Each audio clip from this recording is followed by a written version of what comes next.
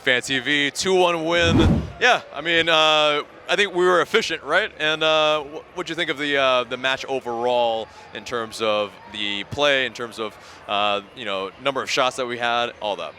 Well, I think first off, you got to give it to Frank DeBoer for just making the right formation and everything, especially the fact that we had such a small turnover time. We have Club America next week. By the way, they did tie 3-3 today. But I think right now we got a backup striker from Birmingham, but I still think we're going to need that striker. But most likely we're probably going to see them sign a striker during the international break.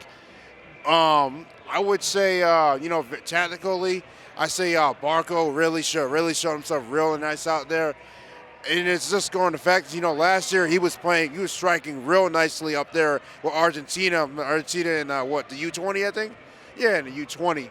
And, he got injured. So I think Barco we see now is a Barco we could have seen last year. Yeah. But, yeah, I hope he still keeps it on with that forward role. Honestly, I think he's probably going to be our main striker later on this season. If not, we probably have to sign a new one, I guess. Interesting.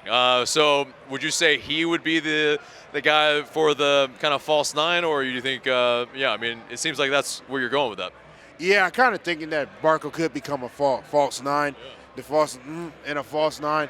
But, I still think he's still good as a midfielder. For such a young kid, I think, he's really growing and maturing a bit way. He really came a long way from, 2018 when he first came with the team. He was like only 18 years old at the time. Yeah, for sure. But yeah, good job by Barco. Yeah. Seems like we're really just really hard done by injuries. Our back line cannot keep center backs healthy. Is it just what do you put that down to? I mean, it's just craziness right now, right?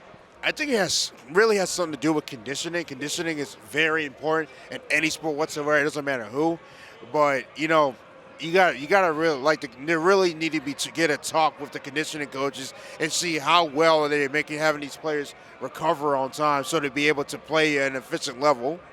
Yeah. So in terms of that, how are the performances for you in terms of Wyke when he started, Campbell, when he had to come on, unfortunately, yeah. Well, White played a bit decent. It was great to see him start again. I remember he was subbed on for Nashville last week, and he played really well. And like how Tanner said, his family was there. It was great to see him play, especially in like a big stadium like that. I think they would never see that. At the same time, but during the pregame, I noticed, George Bellows back on the lineup as a sub. It's good to see him healthy again, considering that a couple weeks ago we saw him get pulled on a stretcher, and that was pretty scary. But at the same time, definitely. Look, I just hope the defense really holds this season because, I want some clean sheets, and we got Club America on the way. I hope we do well. Yeah. So in terms of, I don't know if you heard about that, Jake Mulroney, all the quotes and stuff where, him seeing, 59,000 at Nashville, just being wowed at Kennesaw. What do you think was going through his head tonight after seeing just an immensely packed stadium? Well, just like Hyman when he first came in after loan from Bournemouth, he talked about how much how much he loves Atlanta and says how crazy the fans are and how big the crowd is.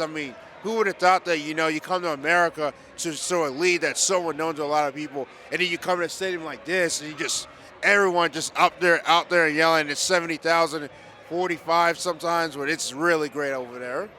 Yeah. Confident going into Tuesday? I'm a bit confident. I think, Club America, they want that revenge, I tell you that. There are a lot of Club America fans, and they were very salty over what happened to Campiones Cup.